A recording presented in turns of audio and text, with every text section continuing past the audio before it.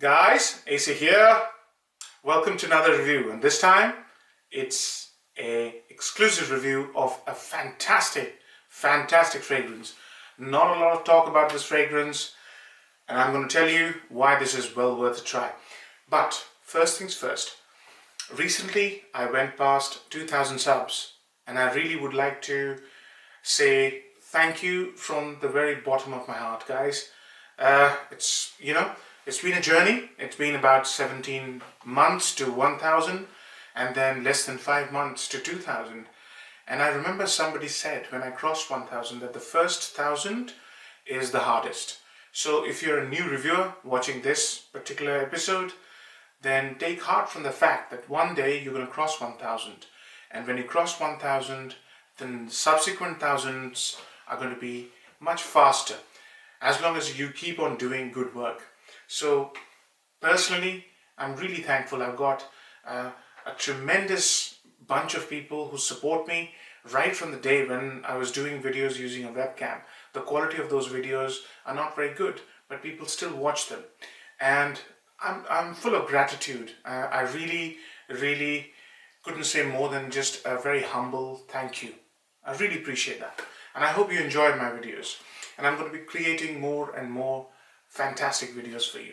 So, this is an exclusive review, and this is about Edition Rare Fidelis by Histoires de Parfums. This is a house, I believe, which produces one good fragrance after the other. This is the box, and this is the bottle. It only comes in one size. The color of the juice is caramel, and the fragrance has to do with caramel as well. It comes in one size only, 60 ml. It's an eau de parfum, and on the top of the label it says 78% or 79% volume. And I've already put a spray on, and that spray is about 30 minutes old. So this is a very strong fragrance. So first things first, released in 2015, and the parfumer is Julian Rasquinet. Now this guy is basically a freelance. But this is a name you must remember, because based on this work that I'm just about to tell you about, you'll find that he's quite a fine perfumer, very creative, and creates amazing fragrances. Most of them are niche. In fact, all of them are niche.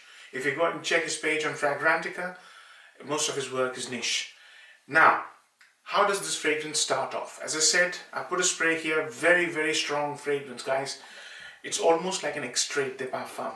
Yeah, so it's changed a bit. When you first spray, it basically smells of a very luxurious and rich spice and fruit combination. The fruit is raspberry, the spice is cardamom. The cardamom is amazing, absolutely rich and luxurious.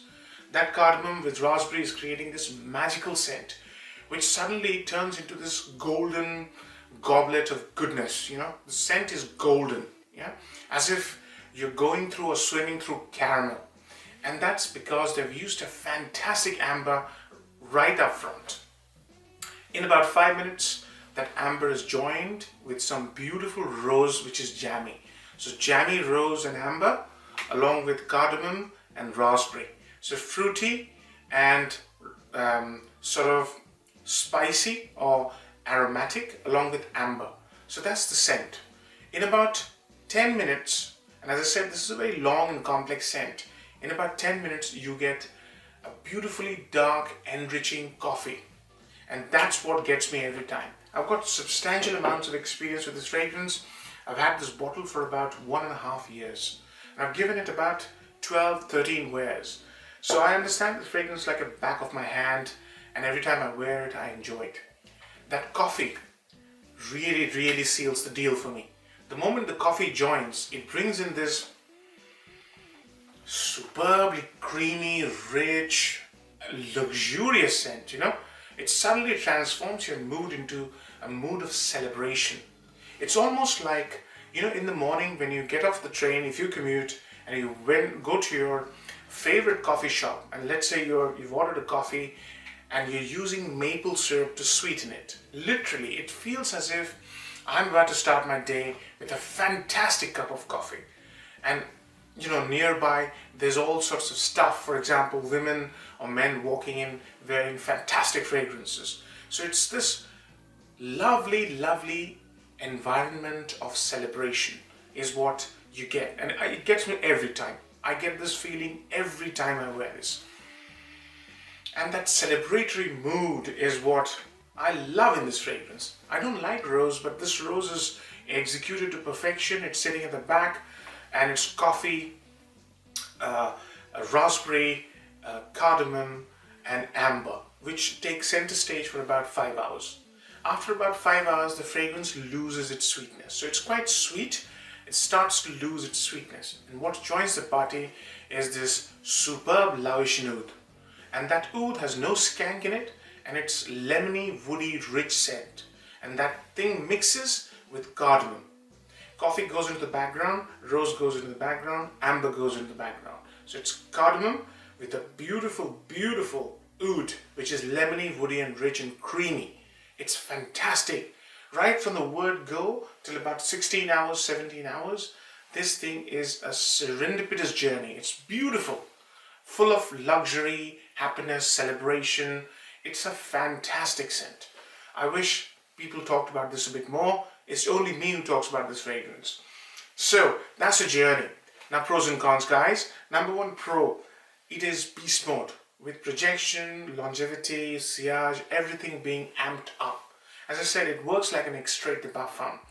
Go more than 1 or 2 sprays and you'll regret it. Unless you really are going to a nightclub packed with people.